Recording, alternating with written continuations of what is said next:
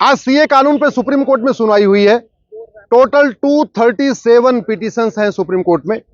236 का ये कहना है कि ये जो सीए है ये गलत है, आर्टिकल 14 का वायलेशन है, इसलिए सीए कानून को भी खत्म किया जाए। जो सीए का रूल नोटिफाई हुआ है उसके भी लिए एप्लीकेशन फाइल किया है कि नहीं, ये रूल को भी स्टे कर दिया जाए और सिटीजनशिप न दिया जाए। जो सीए का विरोध करने वाले हैं उनका ये कहना है कि चूंकि इसमें केवल हिंदू, जैन, बौद्ध, सिख, पारसी, ईसाई को ही नागरिकता दी जा रही है, मुस्लिम को छोड़ दिया गया है, ये इसलिए आर्टिकल 14 का वायलेशन हो रहा है।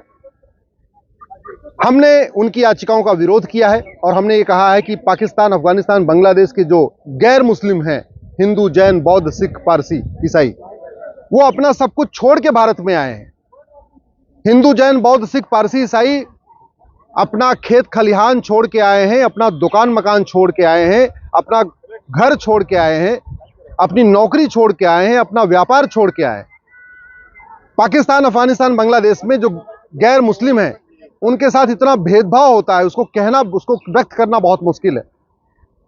उनकी फसलों में आग लगा दिया जाता है, उनकी दुकानों को लूटा जाता है, दुकान से सामान लिया जाता है, पैसा नहीं दिया जाता। पाकिस्तान, अफगानिस्तान, बांग्लादेश के हिंदू, जैन, बौद्ध, सिख अपनी बेटियों को कॉलेज में नहीं भेज पा रहे हैं, उनकी हायर एजुकेशन नहीं हो पा रही है। तो जब वो भारत में आए हैं तो उनको सिटीजनशिप मिलनी चाहिए। और ये उस समय भी एग्रीमेंट हुआ था जब भारत का विभाजन हुआ था कि अगर पाकिस्तान या बांग्लादेश में किसी को दिक्कत आएगी तो उसको भारत नागरिकता देगा। ये गांधी जी ने भी कहा था, नेहरू जी ने भी कहा था, सरदार पटेल ने भी कहा था, उस समय के जितने कैबिनेट में लोग, सब लोगों ने कहा था कि अगर कोई प्रॉब्लम आएगी देश विभाजन के बाद तो हम नागरिकता देंगे।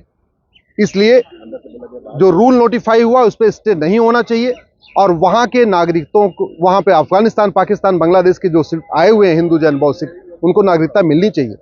अफगानिस्तान जो कि दुर्योधन का ननिहाल था, गंधार था, वहां वो हिंदू राष्ट्र था 1805 में, पंडित नंदराम टिक्कू प्रधानमंत्री थे वहां पे, लेकिन धीरे धीरे खत्म होते चले गए, अब केवल 20 परिवार बचे हैं। पाकिस्तान, राजा भरत का ननिहाल जो कैकेय था, हिंदू राष्ट्र था। आजादी के समय भी 25% वहां हिंदू, जैन, बौद्ध, सिख थे। आज की डेट में केवल 2% बचे हैं। अब वो 2% में जो लोग भारत में आए हैं, अगर उनको सिटीजनशिप भारत में नहीं मिलेगी तो फिर कहां मिलेगी? बांग्लादेश के लगातार हिंदू, जैन, बौद्ध, सिख, पारसी, ईसाई खत्म हो रहे हैं, तो उनको बचाने के लिए उनको नागरिकता देना बहुत जरूरी है।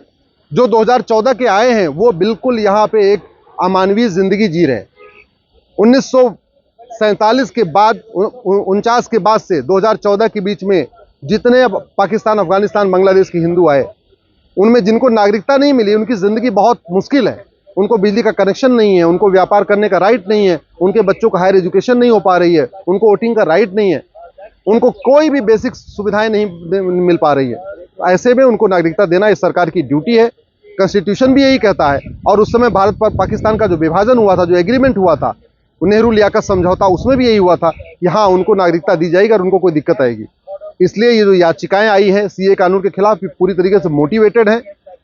कॉन्स्टिट्यूशन के किसी आर्टिकल का, कोई फंडामेंटल राइट का वायलेशन नहीं हो रहा है। और वैसे भी सीए तो नागरिकता देने वाला कानून है, नागरिकता लेने वाला थोड़ी है। और नागरिकता देने के लिए वो भी पाकिस्तान, अफगानिस्तान, बांग्लादेश को नागरिकता देने के लिए कानून है। भारत में जो लोग रह रहे हैं, ना उनकी इससे नागरिकता जा रही है, ना उनकी नागरिकता छिन रही है, तो फिर भारत के लोग इसका विरोध कैसे कर सकते हैं? माननीय सुप्रीम कोर्ट ने केंद्र सरकार को 3 सप्ताह का समय दिया है। अब इस पे अगली सुनवाई 9 अप्रैल को होगी और मुझे पूरा भरोसा है कि ये जो इनकी याचिकाएं हैं ये खारिज हो जाएगी।